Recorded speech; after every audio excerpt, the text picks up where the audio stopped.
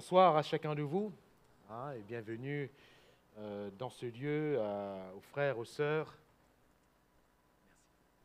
Aux frères, aux sœurs, et que ce soit de Saint-Louis, de l'Étang Salé ou d'ailleurs, que le Seigneur vous bénisse abondamment, que le Seigneur nous bénisse. Nous sommes dans ces 3 soirées sur le thème magnifique, merveilleux de la Pâque.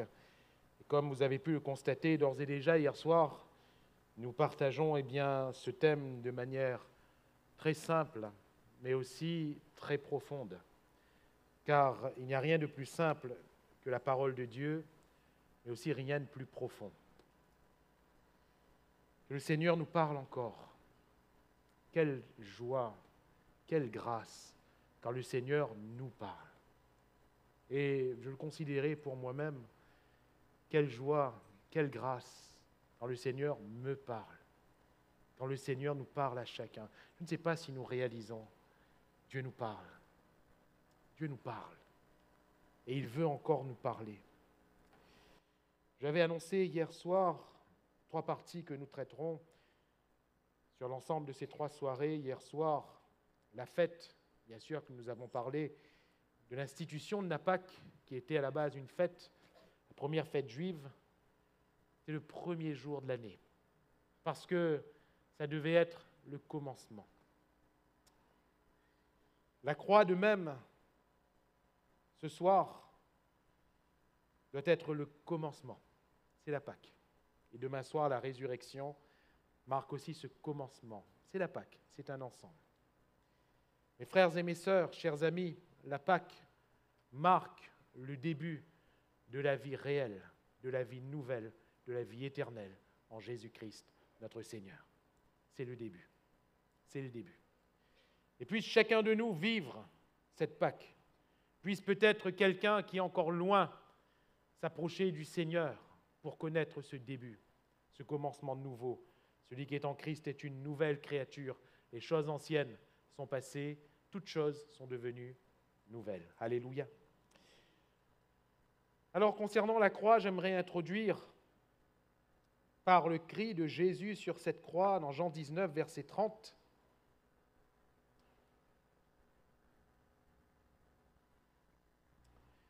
Jean 19, verset 30.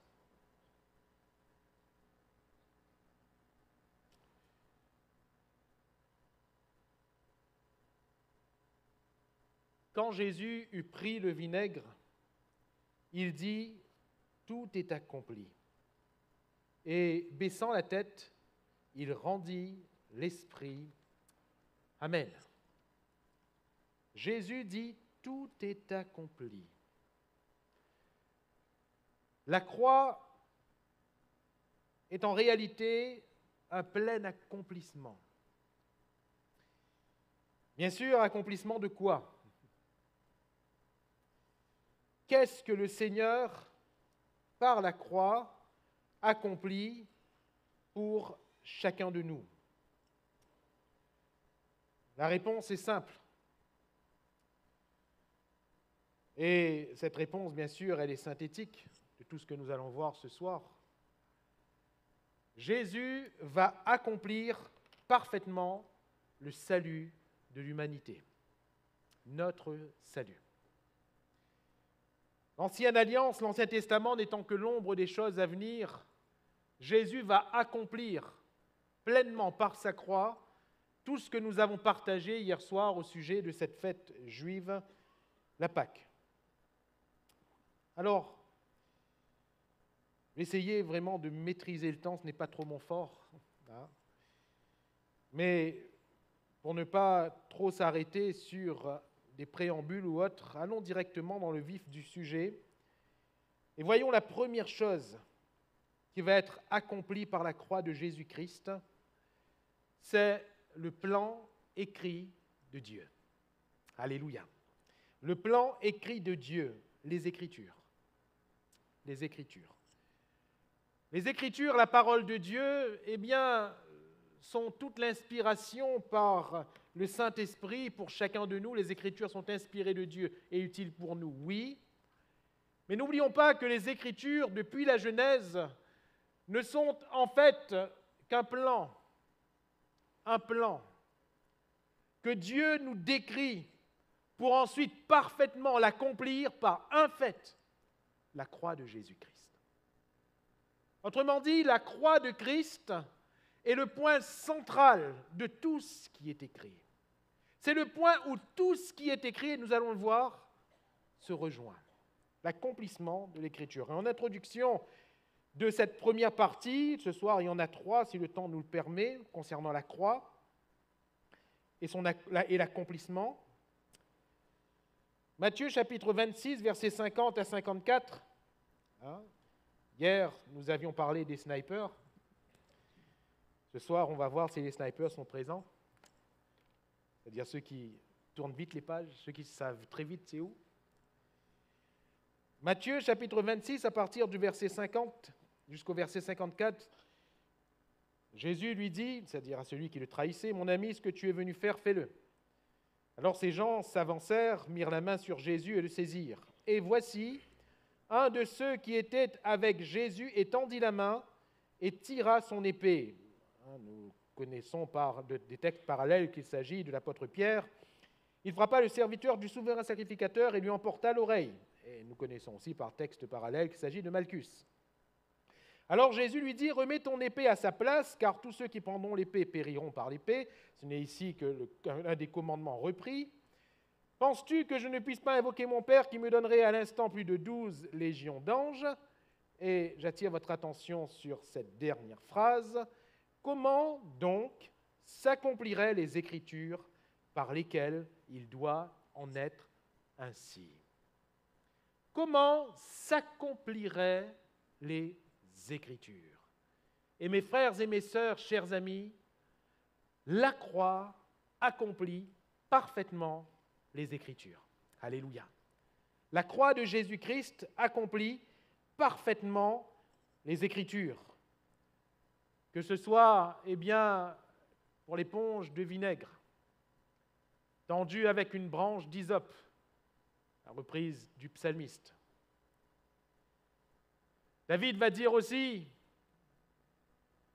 ils se sont partagés mes vêtements, ils ont tiré au sort ma tunique. Je ne sais pas si quand vous passez sur ces passages, ça vous rappelle tout de suite le Christ, ça devrait, Mais imaginez un instant, David, il devait se dire, mais qu'est-ce que je suis en train d'écrire? Parce que lui, personnellement, il ne l'a pas vécu, lui, ça. Ils se sont partagés mes vêtements. Ils ont tiré au sort ma tunique. Qu'est-ce que je suis en train d'écrire?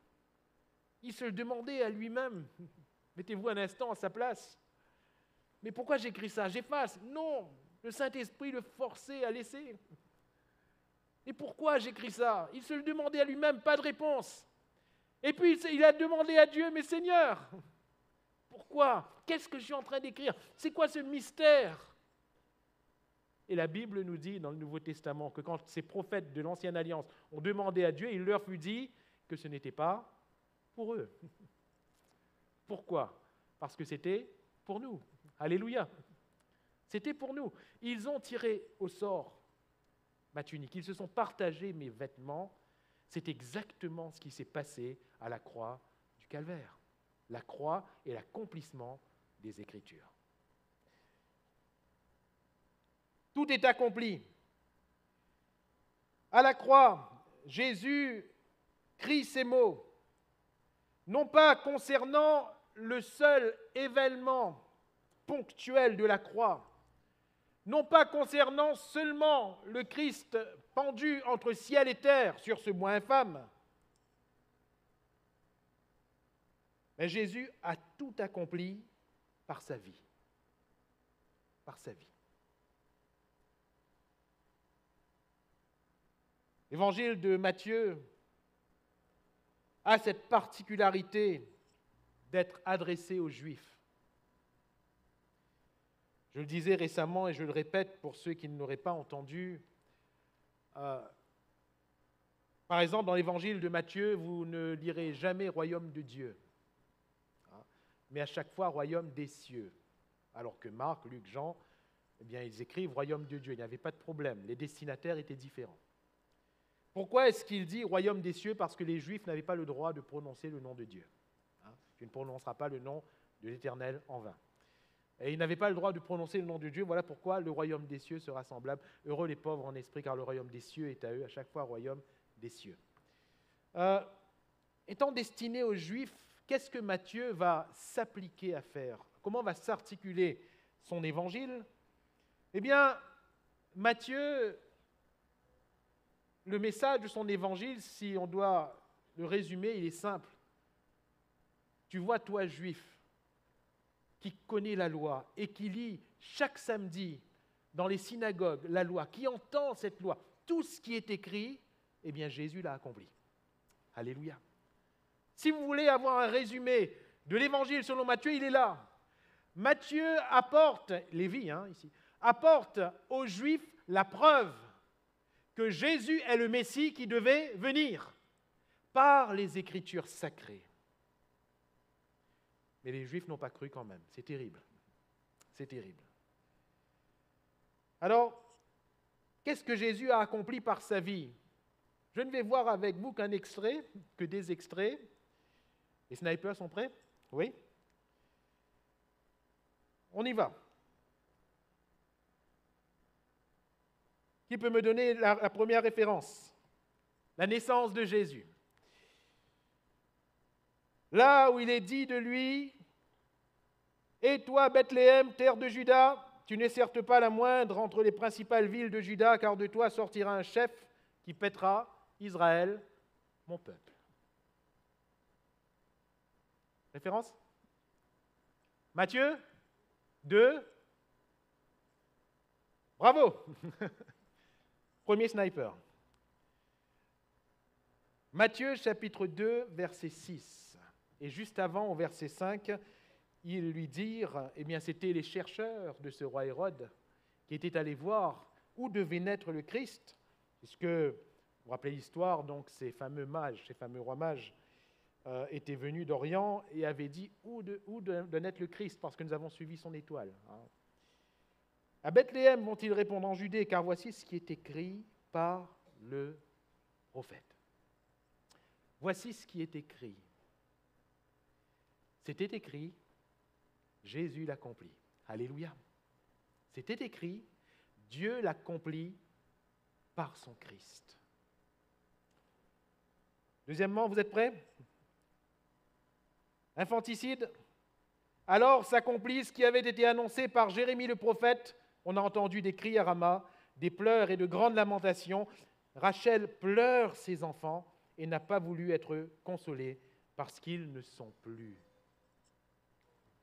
Référence? C'était facile, dans le même chapitre. Référence? Matthieu 2, 18. Merci. Matthieu 2, 17 et 18. Et tout à l'heure, je n'ai pas posé la question, bon là je la pose. Mais c'est quel prophète qui avait dit ça? C'était Jérémie. Rachel pleure ses enfants et n'a pas voulu être consolée. Jérémie, le prophète. C'était écrit, Jésus l'accomplit, ou du moins, Dieu l'accomplit par son Christ. Réalisez un peu ce qui se passe.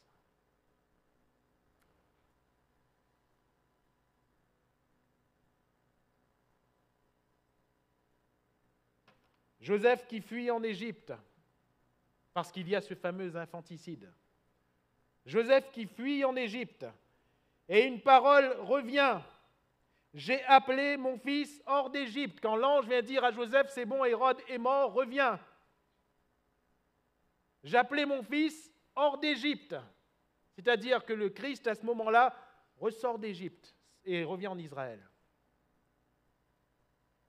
Référence? C'est pas trop loin, Matthieu 2,15. Quel prophète? Bon, allez, on va vite, vous êtes fatigués déjà. Osée. Voilà, Osée. J'ai appelé mon fils hors d'Égypte d'abord. Je ne sais pas si on réalise. Continuons. Quand ils quittent l'Égypte, ils viennent habiter où? Joseph et sa petite famille. ils ne reviennent pas au même endroit, parce qu'il y avait un autre roi sanguinaire qui avait pris la place de l'autre. Il va dans une autre contrée, qui s'appelle, oui, comme dans les poissons, oui, Nazareth, oui. Alors, là encore, c'est l'accomplissement. Il sera appelé, mais c'est fort, il sera appelé Nazaréen. Et quand on regarde l'Ancien Testament, le Nazaréen, c'est celui qui se consacrait à Dieu. Ce n'était pas l'habitant de Nazareth, on est d'accord. Mais comme par hasard, celui qui habite Nazareth, il s'appelle aussi Nazaréen. D'accord ? J'ai appelé mon fils hors d'Égypte. Ici, le prophète fait allusion à la première Exode. Au premier Exode, pardon. Quand, sous Moïse, Israël est délivré d'Égypte, j'ai appelé mon fils hors d'Égypte. Rachel pleure ses enfants et n'a pas voulu être consolée. Il est fait allusion aux invasions ennemies et dans ces moments sanguinaires où le peuple d'Israël avait été décimé. Rachel pleure ses enfants et n'a pas voulu être consolée. Mais ces prophéties qui, soi-disant, ne faisaient que décrire ce qui était passé ou ce qui devait arriver dans un futur proche, désignaient toutes le Christ. Le Christ. Est-ce que vous réalisez ce qui se passe? Dernière, après je vous laisse tranquille. Le peuple de Zabulon et de Nephtali, de la contrée voisine, de la mer, du pays au-delà du Jourdain et de la Galilée des gentils, ce peuple assis dans les ténèbres, a vu une grande lumière. Et sur ceux qui étaient assis dans la région et l'ombre, de la mort, la lumière s'est levée. Matthieu 4, 15 et 16.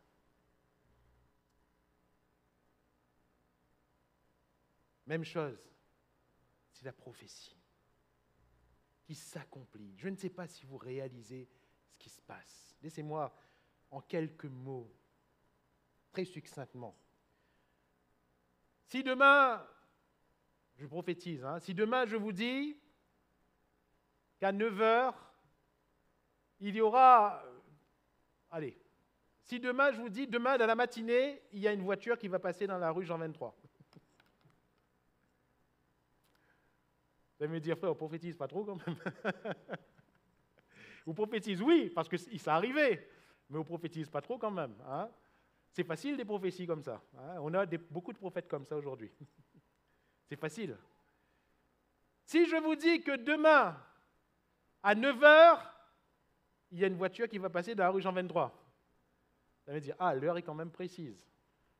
Mais que c'est quand même très, très, très, très probable qu'à 9h, il y ait une voiture qui passe dans la rue Jean 23. On est d'accord? Si je vous dis que demain matin, à 9h, il y aura une voiture rouge qui va passer dans la rue Jean 23, vous allez me dire, là, si ça arrive, vous commencez à être un petit peu prophète quand même. Si je vous dis que demain matin, à 9h, une voiture rouge à laquelle il manque le rétroviseur droit va passer devant la salle, va s'arrêter 5 secondes, va reprendre sa route, vous allez me dire, frère, si ça s'accomplit, vous êtes vraiment prophète. Regardez tous ces détails qui concernent le Christ. Regardez tous ces détails qui concernent le Christ. Ne serait-ce pas un plan? C'est précis. Le lieu de naissance, limite la date de naissance, l'infanticide qui va suivre. À quelle contrée, dans quelle contrée va grandir celui qui sera appelé le Messie? Dans quelle contrée il va aller? Comment il va mourir? Qu'est-ce qui va se passer à cette croix? J'en passe, je n'ai pas tout décrit. Tout était écrit d'avance. Alléluia. Contrée va grandir celui qui sera appelé le Messie? Dans quelle contrée il va aller? Comment il va mourir? Qu'est-ce qui va se passer à cette croix? J'en passe, je n'ai pas tout décrit. Tout était écrit d'avance. Alléluia. Afin que tout s'accomplisse par Jésus-Christ. La croix a été l'annonce vitale, centrale de Dieu pour l'humanité. C'était un plan. Pas un plan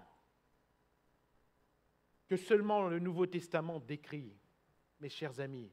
Christ et Christ crucifié se trouve depuis la Genèse jusqu'à l'Apocalypse. L'Écriture est accomplie. Alléluia. Jésus est la postérité de la femme qui écrase la tête du serpent. Jésus est le signe qui protège Caïn de la mort. Jésus est l'arche qui sauve Noé et sa famille. Jésus est la véritable offrande d'Isaac par Abraham sur ce mont, car lui a été réellement offert à Golgotha. Jésus est le Shiloh de Jacob. Jésus est le rocher frappé par Moïse, duquel jaillit la source d'eau vive pour chacun d'entre nous. Jésus est le modèle montré sur la montagne. Jésus est le sacrifice lévitique qui leur permet d'entrer dans la présence de Dieu. Jésus est l'arche de l'alliance sur laquelle repose la présence éternelle de Dieu. Jésus est la tente de la rencontre, car c'est en lui que nous rencontrons le Seigneur. Jésus est le Josué de l'Église. Joshua, Josué, Jésus, c'est le même prénom hébreu, car il est le Sauveur. Alléluia. Il est l'Ébed-Mélec qui sort Jérémie de la mort, de ce puits. Et j'en passe, et j'en passe. Il est le fils de David, le véritable roi d'Israël. Et je pourrais tellement vous citer Jésus, Jésus, Jésus et l'accomplissement des Écritures. Alléluia. Autrement dit, vous vous rappelez ce qu'on a vu hier? L'agneau de Dieu qui ôte le péché du monde. Jésus. Frères, sœurs, notre Pâques, c'est lui. Alléluia. Notre Pâques, c'est lui et c'est sa croix. Paul va dire aux Corinthiens, je n'ai rien voulu savoir au milieu de vous, si ce n'est Jésus-Christ et Jésus-Christ crucifié. La croix de Jésus. L'accomplissement des Écritures. On parle ici de plan. Certes, le plan de Dieu pour l'humanité. Mes frères et sœurs, chers amis, c'est le plan de Dieu pour toi. C'est le plan de Dieu pour moi. La croix de Jésus-Christ est le plan de Dieu pour chacun de nous. Dans le rouleau du livre, dans la parole de Dieu, dans la Bible, c'est son plan pour moi. C'est son plan pour toi, pour chacun de nous. Voyez que celui qui écrit, c'est celui qui connaît tout. C'est celui qui prépare tout, qui voit tout de loin et qui dispose tout pour que sa volonté s'accomplisse. Alléluia. Et mes frères et mes sœurs, vous savez quoi? Il nous connaît. Il nous connaît. Et pour nous, pour toi, pour moi, il a prévu une chose, la croix de Christ. La croix de Christ. Tout est accompli. Alléluia. Deuxièmement, la croix de Christ est l'accomplissement non seulement du plan écrit, mais c'est aussi l'accomplissement de la victoire. Quelle victoire? Colossiens chapitre 2, verset 15. Colossiens 2, 15. Il a dépouillé les dominations, il est question de Christ, et les autorités, et les a livrées publiquement en spectacle, en triomphant d'elles par la croix. Alléluia. Il a triomphé, il a vaincu. Comment? Par la croix. Par la croix. Pas par autre chose. Pas par autre chose. Le summum de la puissance de Dieu, c'est la croix de Jésus-Christ. Nous voulons voir la puissance de Dieu? Dans quoi? Dans un miracle, dans un signe, dans un prodige? Jésus va dire à ceux qui étaient venus lui demander un signe, il leur a dit, il n'y aura pas de plus grand signe, il n'y aura pas de plus grand miracle que celui de Jonas. La puissance de Dieu est révélée par la croix de Jésus-Christ. Quelle domination, quelle autorité a-t-il livré en spectacle, a-t-il dépouillé, c'est-à-dire désarmé? Quelle domination, quelle autorité ont été l'objet du triomphe de Christ, de la croix de Christ? Qui a-t-il vaincu à la croix, puisque nous parlons de victoire? Eh bien, mes chers amis, de l'ennemi de nos âmes. De l'ennemi de nos âmes. Et avec son aiguillon, qui est le péché, la mort. Nous en avons parlé hier. Le diable, les démons, voilà ceux qui ont été dépouillés. Et l'image ici, elle est belle. L'image de ce triomphe, elle est belle. Littéralement, dans le grec ici, il est fait allusion à un événement particulier de l'histoire. Lorsque le général romain avait obtenu la victoire dans une bataille, vous savez ce qui se passait? Le général entrait en triomphant. Littéralement ici, si je dois me rapprocher un peu plus du texte grec, il est dit qu'il a dépouillé domination des autorités et les a livrés publiquement en spectacle par le char triomphal de sa croix. Par le char triomphal de sa croix. Et le char triomphal, c'était quoi? Le général romain entrait dans Rome. Et en entrant dans Rome, il avait derrière lui son armée, ses soldats qui étaient victorieux. Et attaché encore derrière, le général ou le chef ennemi, ses généraux, et toute l'armée qui était vaincue, du moins ceux qui n'avaient pas été tués. Ils étaient amenés enchaînés. Et ainsi, ce général, entrait dans Rome avec un triomphe, on l'acclamait, on l'applaudissait, parce qu'il avait vaincu. Il était sur son char, et on appelait ça le char triomphal. Le char triomphal de Christ, c'est sa croix. Alléluia.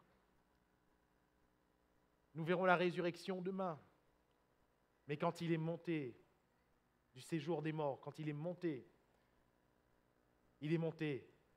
en ayant complètement triomphé. C'est l'aboutissement de ce triomphe. Mais ce soir, la croix est le triomphe de Christ sur la puissance du diable.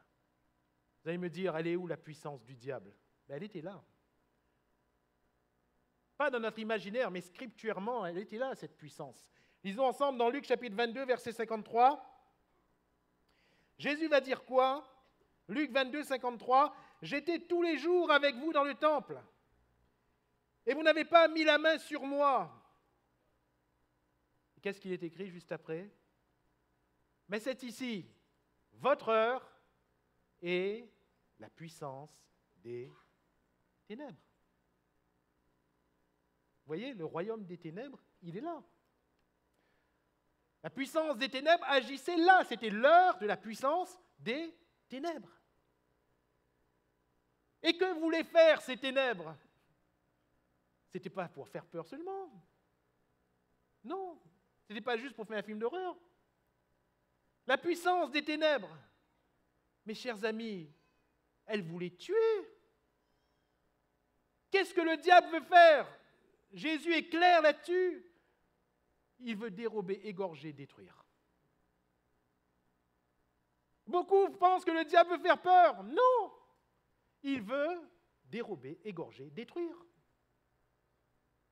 C'est la destruction, c'est la mort. C'est la mort. Ici, c'est votre heure et la puissance des ténèbres. La croix de Christ est venue dans l'heure de la puissance des ténèbres. Jésus allait être crucifié là, suite à ce double procès injuste. Premièrement, devant le Sanhédrin, ensuite, devant le tribunal romain et son juge en la personne de Ponce Pilate. Jésus va être crucifié alors qu'il a été déclaré innocent. C'est le diable. C'est le diable. J'étais tous les jours avec vous. Jésus semble leur dire que ça fait longtemps que vous voulez ça. Toutefois, il ne le leur dit pas à eux directement, humainement parlant. Mais il parle ici justement au diable, à cet ennemi-là. En leur disant, vous avez toujours voulu me tuer. Mais là, maintenant, c'est votre heure. Vous avez toujours voulu ma perte. Mais là, maintenant, c'est votre heure. Ben, nous le reconnaissons depuis sa naissance. On l'a dit tout à l'heure. Depuis sa naissance, il y avait cet infanticide terrible. Hérode qui tue tous les enfants entre 0 et 2 ans. Jésus devait périr là. C'était déjà la puissance des ténèbres. Mais Dieu n'a pas permis. Les religieux, combien de fois ils ont cherché Jésus pour le tuer, pour le faire périr? À un moment donné, ils ont voulu prendre des pierres pour lancer sur lui, mais il avait disparu. À un autre moment, ils l'ont poussé pour le jeter du haut d'une montagne, mais il avait disparu. À chaque fois, ils voulaient le tuer, mais c'était qui voulait sa mort? Puissance des ténèbres. Mais Dieu n'avait pas permis. Qu'est-ce qu'il va dire à chaque fois? Mon heure n'est pas encore venue. Mon heure n'est pas encore venue.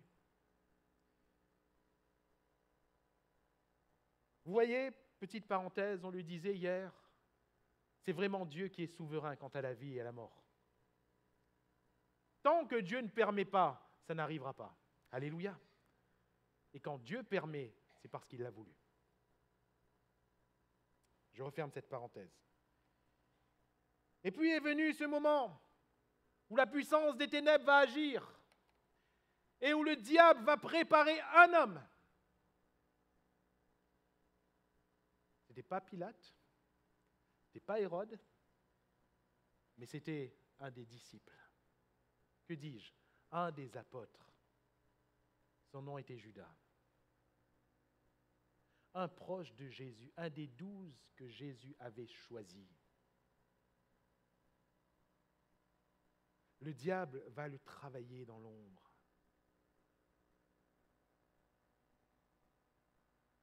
Tout doucement, tout doucement. Regarde Judas, c'est toi qui tiens la bourse, mon gars. C'est toi qui tiens la bourse. Regarde comment mon petit pièce là est jolie. Allez, prends. Prends. Une fois, 2 fois, 3 fois. À tel point que c'était devenu une habitude. Les textes nous disent quoi? Tenant la bourse, il prenait ce qu'on y mettait. Sous-entendu quoi? Ben tout. Il prenait ce qu'on y mettait. Il n'est pas dit qu'il prenait un peu de ce qu'on y mettait, ou il prenait de ce qu'on y mettait. Il prenait ce qu'on y mettait. Et puis est arrivée une occasion. Vous savez, là, le diable est en train de travailler. Faisons attention quand le diable nous travaille. Parfois, on en est conscient, peut-être petitement, mais on en est quand même un peu conscient. On se dit, ça ne ressemble pas au Seigneur, ça. On en est conscient.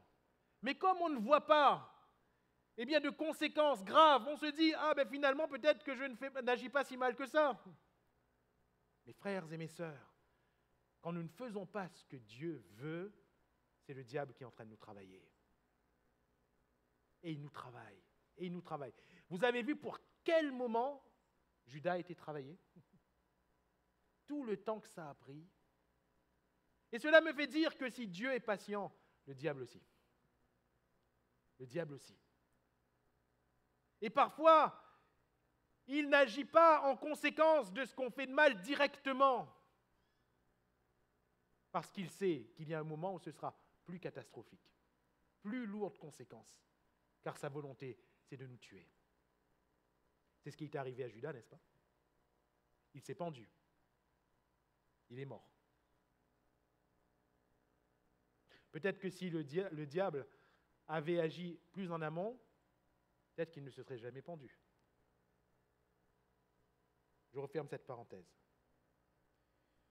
Judas, à un moment donné, le texte nous dit que Satan, lui inspira la pensée de livrer Jésus. Comment? Très simple dans les faits. Il tient la bourse, il prend ce qu'on y met. Et tout d'un coup, il voit cette femme arriver avec ce vase d'albâtre rempli d'un parfum de nard pur, d'une très très très grande valeur. Et il voit cette femme avec ce vase d'albâtre s'approcher de Jésus. Et il se dit, là, on a l'argent là. Ah, s'ils viennent donner ça à Jésus, il va dire Jésus, vendre. Comme ça, nous prend l'argent. Il va dire Jésus, c'est pour les pauvres. Non pas qu'il s'inquiétait des pauvres. Mettez dans la bourse, il prenait ce qu'on y mettait. Alors, cette femme, qu'est-ce qu'elle fait? Elle rompt le haut, comme on le faisait habituellement, elle rompt le haut du vase qui était complètement fermé, et elle verse le parfum sur Jésus. Oh, malheur! Bon, l'argent, ça va. Hein? C'est ce qui se passait dans sa tête. Et là, il était en colère. Il ne considérait plus le Seigneur. Il ne considérait pas l'honneur que cette femme était en train d'accorder au Christ. Non, pour lui, il était en train de perdre son argent. Je dis souvent, dans les instructions au baptême particulièrement, quand on aborde l'offrande et la dîme avec les nouveaux baptisés, je leur dis, si en donnant votre offrande, on a l'impression qu'on est en train de vous arracher un bras, donnez pas. Gardez pour vous. Et j'insiste bien, je leur dis, je vous en prie, gardez votre argent. Si pour vous, si à contre-cœur, on donne l'argent, non, garde pour vous. Garde pour vous. Garde pour vous. Ce n'est pas une bénédiction pour le Seigneur. Et Judas, il s'est dit, là, on est en train de perdre. Et puis il va se plaindre avec Jésus. Mais Jésus, qu'est-ce que tu as laissé faire? Qu'est-ce que tu as laissé faire? On aurait pu prendre ce parfum. On aurait pu le vendre. L'argent, on aurait pu l'utiliser pour les pauvres. Non pas qu'il s'inquiétait des pauvres. Satan qui travaille. Qui travaille. Jésus lui répond, vous avez toujours les pauvres avec vous, mais moi, vous ne m'avez pas toujours. Ce que cette femme a fait a beaucoup de valeur. Elle a embaumé mon corps pour la sépulture, parce qu'on sait ce qui s'est passé après. Les femmes n'ont pas pu embaumer le corps de Jésus, il était ressuscité. Et ce qu'a fait cette femme sera rapporté partout. Partout où la parole sera prêchée. Partout. Judas n'entendait même plus. Même plus. Il est allé voir les religieux en leur disant, combien vous me donnez si je vous livre celui que vous cherchez? Il voulait à chaque fois tuer Jésus. Jésus disparaissait. Combien vous me donnez? L'heure de la puissance des ténèbres. Ce n'était pas un étranger. Et on retrouve encore les Écritures accomplies ici. Celui qui a mis sa main avec moi dans le plat a levé le talon contre moi. David. C'est toi, mon ami, va dire David. Celui que j'estimais, c'est toi. C'est toi. Et c'est lui qui, à table, va avoir le cœur rempli. Je reprends les textes. Satan a rempli son cœur. Satan est entré en Judas. Non pas que Judas était possédé, pas du tout. C'est juste que Judas, dans son cœur, a laissé toute la place à Satan. Toute la place. Si au départ, il avait laissé un petit peu, là, il a laissé toute la place. Et Jésus va finir par lui dire, ce que tu as à faire, fais-le promptement. Et il s'est levé et il est allé. Il est revenu ce soir-là avec toute la cohorte des soldats du Sanhédrin pour arrêter Jésus parce qu'il savait où se trouvait Jésus. Et Jésus a été livré ce soir-là. C'était l'heure de la puissance des ténèbres. On a fait son procès. Pilate l'a déclaré innocent. Je n'ai rien trouvé de mal en cet homme. Mais il a été quand même condamné. Pourquoi? C'était l'heure de la puissance des ténèbres. C'était l'heure. J'étais tous les jours avec vous. Mais là, c'est votre heure. Et l'heure de la puissance des ténèbres. Pour parler de victoire, il faut parler de l'ennemi. Et il faut parler de sa puissance. Vous savez, cette heure de la puissance des ténèbres qui a conduit le Christ jusqu'à sa mort à la croix. Crucifie-le, crucifie-le. Ce sont des temps particuliers dans la vie du croyant. Parce que ce sont des temps où, comme Jésus, on ne peut rien faire. Dieu permet des temps, et c'est dur de le dire, c'est encore plus dur de le vivre. Dieu permet parfois des temps où on est complètement désarmé, où on ne peut rien faire. On dirait que Satan a libre cours. On dirait que de tous côtés, les coups arrivent, les coups pleuvent. C'est ce qui est exactement arrivé pour Jésus. Et le mal vient, et derrière un autre mal revient. On dirait qu'on ne nous laisse pas tranquilles. Mes chers amis, dans ces moments-là, on n'a d'autre choix que de se livrer. On ne peut rien faire d'autre. On ne fait que constater. On dirait qu'aucun secours ne vient. On dirait presque, je vais dire le mot, on dirait presque qu'on est maudit. Mais non, on n'est pas maudit. C'est l'heure de la puissance des ténèbres. On pleure sans personne pour nous sécher les larmes. On croule sans que personne ne nous relève. On est comme seul au monde, quoique entouré de personnes. C'est l'heure de la puissance des ténèbres. Jésus a accepté cette heure parce qu'il savait qu'au bout, il allait avoir la victoire. Alléluia. Il le savait. Cette victoire, ça a été quoi? L'heure de la puissance des ténèbres a agi jusqu'à la croix, car le diable voulait faire mourir le Fils de Dieu. Pourquoi? Comprenons bien ce qui se passe dans les lieux célestes. Jésus est le Messie. Le Messie, qu'est-ce qu'il devait faire? La postérité de la femme, qu'est-ce qu'elle devait faire? Elle devait écraser la tête du diable, on est d'accord? Le Messie devait sauver l'humanité. Le Messie devait être ce héros, et le diable le savait. Sauf que le diable n'est pas omniscient. Il ne savait pas comment. Il savait que Jésus était venu pour sauver Israël, pour sauver l'humanité, mais il ne savait pas comment. Alors qu'est-ce qu'il s'est dit? Avant qu'il puisse sauver, allons le tuer. Sauf que, ça a été quoi notre salut justement? Ça a été la mort de Jésus. Alléluia. Glorieux Seigneur. Glorieux Sauveur. Mes frères et mes sœurs, combien Dieu est grand. Combien Dieu est grand. Le diable, pensez, quand Jésus a expiré à la croix, le diable pensait pouvoir faire la fête en disant « ça y est, le monde ne peut plus être sauvé. Ça y est, on a gagné. Ça y est, on a gagné. » Chers amis, c'est justement la croix qui a été notre rédemption. C'est justement la croix qui a été notre rachat. C'est justement la croix, et nous avons vu tout hier, on ne va pas le refaire ce soir, qui a été notre Pâques, notre passage de la mort à la vie, notre passage de ce monde au royaume de Dieu, notre passage de Satan à Dieu, de Bélial à Christ, notre passage des ténèbres à la lumière. Christ est notre Pâques. Comment? Par sa croix. C'est justement à la croix que le sang de Jésus a coulé et que ce sang nous lave de nos péchés. C'est justement à la croix que nous sommes entièrement purifiés, déclarés justes devant Dieu. C'est par la croix que nous sommes déclarés enfants de Dieu. C'est par la croix. C'est par la croix. La croix est notre victoire.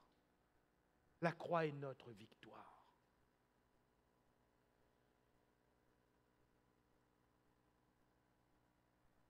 « 2 Corinthiens chapitre 5, verset 18. « Et tout cela vient de Dieu, qui nous a réconciliés avec lui par Christ et qui nous a donné le ministère de la réconciliation. » La croix est notre victoire. Pourquoi? Parce que par la croix, Christ nous réconcilie avec Dieu. Alléluia. Et voilà comment j'introduis cette troisième et dernière partie. Accomplissement des Écritures, l'accomplissement de la victoire. Et cette victoire est victoire en ce que la croix est l'accomplissement de l'amour du Seigneur. Jean chapitre 13, verset 1er. Jean chapitre 13, verset 1er. Avant la fête de Pâques, Jésus, sachant que son heure était venue de passer de ce monde au Père, et ayant aimé les siens qui étaient dans le monde, mit le comble à son amour pour eux. Amen. L'accomplissement, si vous préférez, l'aboutissement de l'amour de Jésus, c'est la croix. Recontextualisons ce verset. Dans ce chapitre 13, Jésus va faire, là c'est un récit que nous connaissons bien, il va enlever ses vêtements, il va se ceindre d'un linge, comme le faisait un esclave. Il va prendre un bassin d'eau et il va se baisser et laver les pieds de chacun de ses disciples. Mais ce n'est pas là le comble de l'amour de Jésus. Regardez bien ce qui est écrit ici. Voilà pourquoi je précise bien. Jésus, sachant que son heure était venue de passer de ce monde au Père, sa mort, et ayant aimé les siens qui étaient dans le monde, mit le comble à son amour pour eux. C'est à la croix qu'est le comble de l'amour de Jésus pour nous. Alléluia. C'est la croix qui est le comble de l'amour de Dieu pour nous, manifesté en Jésus-Christ. Jean 3,16, on le connaît, car Dieu a tant aimé le monde qu'il a donné son Fils unique, afin que quiconque croit en lui ne périsse point, mais qu'il ait la vie éternelle. Car Dieu a tant aimé le monde qu'il a donné son Fils. Mais à proprement parler, où est le don de Jésus ? Ce n'est pas seulement le fait que Jésus quitte le ciel et vienne sur la terre. Le don de Jésus, c'est comme Abraham qui donne Isaac, c'est quand Jésus est offert en sacrifice. Et l'amour de Dieu est là, en ce que son Fils unique meurt pour chacun de nous. Il mit le comble à son amour. Il mit le comble à son amour. L'amour de Christ est envers les siens. Petite précision des textes bibliques. Oh, je pense intimement que Jésus aime tous les hommes. Mais le texte biblique dit quoi ? Car Dieu a tant aimé le monde. Et dans Éphésiens, il est dit Christ a aimé l'Église. C'est ce qui est écrit. Ayant ici aimé les siens. Les siens. Jésus, voyant, cette foule en Israël, il fut ému de compassion. Car c'était comme un troupeau sans berger. C'était comme des brebis sans berger. Et Jésus a été touché en les voyant parce qu'il les aimait. Alléluia. On l'a vu, ce week-end, ce samedi soir, avec l'Église. Or, Jésus aimait Marthe, Jésus aimait Marie, Jésus aimait Lazare. Il aimait, il aimait, il aimait. Il aime ceux qui lui appartiennent. Il aime ceux qui ont été choisis d'avance. Et c'est pour eux qu'il est mort. Alléluia. Oui, Jésus est mort pour toute l'humanité. Mais le texte dit quoi ? Je répète, Jean 3,16, car Dieu a tant aimé le monde qu'il a donné son Fils unique qui reçoit la vie éternelle, afin que quiconque croit en lui ne périsse point, qu'il ait la vie éternelle. Ce n'est pas tout le monde. C'est quiconque croit en lui ne périsse point et qu'il ait la vie éternelle. La croix de Jésus-Christ, pardonnez-moi de le mettre ainsi, n'agit que pour ceux qui croient. Autrement dit, l'amour de Jésus n'est agissant que pour ceux qui croient. Alléluia. Alors, ayant aimé les siens, on voit un Jésus qui aime et qui aime sans limite. On parle de Jésus qui est venu pour Israël, et c'est vrai. Mais Jésus a aimé cette femme samaritaine. Jésus a aimé cette femme syrophénicienne. Jésus a aimé, ce centenier romain. Jésus a aimé même ces étrangers. Alléluia. Jésus a aimé ceux qu'il aimait. Jésus a aimé ceux qui ne l'aimaient pas. Jésus a aimé même ses propres frères qui ne croyaient pas en lui, de telle sorte qu'après, ils ont cru en lui. Alléluia. Jude, auteur de l'épître de Jude, c'était le frère de Jésus.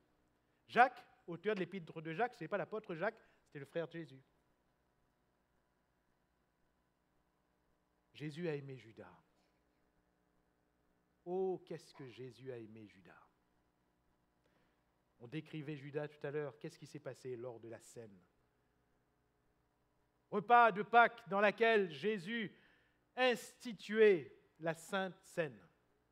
Les emblèmes, le pain, le vin. Qu'est-ce qui s'est passé? Jésus, il prend le morceau trempé. Vous vous rappelez l'histoire? Et il dit, celui à qui je tends le morceau trempé, c'est lui qui me livre. Nous, on le lit, on dit, ok, là, il désigne que c'est Judas qui va le livrer. Mais comprenez bien, d'un point de vue juif, ce qui se passe ici. Jésus, quand il dit que celui à qui je tends le morceau trempé, c'est celui-là qui me livre, dans la tête des disciples qui sont là, ils n'ont pas capté la fin. Voilà pourquoi Judas, il se lève tranquillement et eux, ils n'ont rien compris. Ils n'ont pas capté la fin. C'était impossible que celui qui recevait le morceau trempé livre Jésus. Parce que lors des scènes, et particulièrement dans cet endroit de l'Orient, la tradition était que l'hôte, celui qui recevait à manger, à un moment donné, il prenait le morceau, il trempait le morceau, et il le tendait à la personne qui était la plus importante pour lui dans la maison. Jésus est en train de dire à Judas, vois combien tu comptes pour moi. Jésus est en train de dire à Judas, devant les autres disciples, vois combien tu as du prix à mes yeux. Vois combien je t'aime. La fin était difficilement audible. Celui qui me livre était difficilement audible. Les disciples étaient certainement là, subjugués, en disant, quoi Jésus? C'est à lui que tu tends le morceau. C'est à lui. Mais Jésus est en train de dire, malgré ce que tu vas faire, Judas, je t'aime. Alléluia. C'est pour nous que Jésus est mort. Les pécheurs que nous sommes, capables du mal, le pire qui soit, c'est pour nous que Jésus est mort. Et il peut, par sa croix, transformer une vie. Alléluia. La victoire, c'est celle de l'amour de Jésus. Et cet amour doit être victorieux dans notre cœur. La croix, je n'ai pas à vous le schématiser, on sait tous comment est la croix. Un bâton vertical, un bâton horizontal. Le plus grand, il est vertical, car la plus grande réconciliation, c'est entre nous et Dieu. Alléluia. C'est la plus grande réconciliation. Le voile a été déchiré. Le voile qui sépare le lieu saint du lieu très saint a été déchiré, de telle sorte que l'auteur de l'Épître aux Hébreux va dire, mais approchons-nous donc du trône de la grâce afin d'obtenir miséricorde. Pourquoi? Christ est mort pour nous. Alléluia. Le voile est déchiré. Nous avons accès parce que le voile est déchiré. Le lieu qui n'était réservé qu'à un souverain sacrificateur tiré au sort une fois par an. N'importe lequel qui entrait dans ce lieu mourait. Et même le souverain sacrificateur choisi, s'il n'avait pas obéi au rituel exact, il mourrait aussi. Eh bien, ce voile est déchiré parce que l'accès est ouvert. Alléluia. Le sacrifice de Christ est parfait pour nous permettre d'entrer dans la présence du Dieu saint. Alléluia. Alléluia. Il nous réconcilie avec Dieu. Le péché nous avait détachés de Dieu. Christ nous réconcilie avec Dieu. Et écoute-moi bien, si ton péché te détache de Dieu, Christ est mort pour toi. Christ est mort pour toi, afin de te réconcilier avec Dieu. C'est là la Pâque. Alléluia. Puis il y a le plus petit bâton, qui est horizontal, mais qui n'est pas des moindres. Si vous enlevez ce petit bâton, la croix n'est pas la croix, pas vrai? La croix n'est pas la croix. Et ce petit bâton, c'est parce que l'amour de Jésus, qui nous réconcilie avec Dieu, nous réconcilie aussi les uns avec les autres. Les uns avec les autres. Qu'est-ce qui s'est passé à la croix? Jésus va dire à Jean, en lui montrant Marie, voilà ta mère. Jésus va dire à Marie, voilà ton fils. Et de ce soir-là, une nouvelle famille a été formée. Alléluia. Car la croix de Christ réconcilie des familles entre elles. La croix de Christ réconcilie des maisons. La croix de Christ sauve des maisons, on l'a vu hier soir. Le sang de Jésus est sur les maisons. Alléluia. Car Jésus sauve les familles. La croix de Christ sauve la maison de Dieu et réconcilie les chrétiens entre eux. Alléluia. L'amour de Jésus en nous nous permet de nous aimer les uns les autres. Sinon, c'est impossible de nous aimer les uns les autres. Impossible. L'amour de Dieu a été tel que Christ, au temps marqué, est mort pour des impies, c'est-à-dire pour ceux qui ne le méritaient pas. Et c'est en cela qu'on connaît l'amour, frères, sœurs. Dieu n'a pas attendu que quelqu'un mérite. Personne n'aurait jamais mérité, mais il offre la rançon pour ceux qui ne méritent pas. Mes frères et mes sœurs, l'amour n'attend rien en retour. L'amour donne. Alléluia. L'amour se donne. On n'attend rien en retour. Bénissez ceux qui vous maudissent. Aimez ceux qui vous haïssent. Avec notre amour à nous, c'est impossible. Mais avec l'amour de Jésus en nous, par la croix de Christ, c'est possible. Alléluia.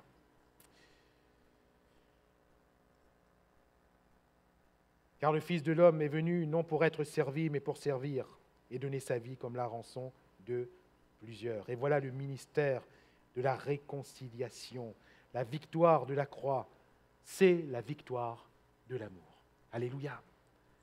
Grâce à la croix, nous aimons le Seigneur de tout notre cœur. Alléluia. De tout notre cœur, de toute notre âme, de toutes nos forces, de toute notre pensée. On aime le Seigneur par la croix. Grâce à la croix, on aime notre prochain. Grâce à la croix, on aime notre frère, notre sœur. Alléluia. Vous pouvez dire Amen. Même s'il n'est pas trop vrai.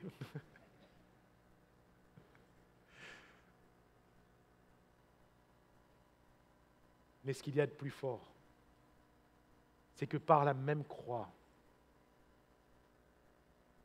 chère Marie, tu aimes ton épouse. Chère épouse, tu aimes ton mari. Tu ne dois plus aimer seulement d'un amour humain. Tu ne dois plus aimer seulement d'un amour charnel. Il est tellement faillible. Mais tu dois aimer de l'amour du Seigneur, qui pardonne, qui tend la main et qui repart de l'avant. Parents, c'est l'amour du Seigneur qui nous amène à aimer nos enfants, malgré les pires choses qu'ils puissent faire. Car l'amour de Dieu triomphe. On aime notre famille. Alléluia.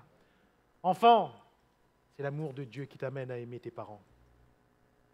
Même si ton père est violent, même si ta mère ne fait plus un cas de toi, l'amour de Christ triomphe. Alléluia.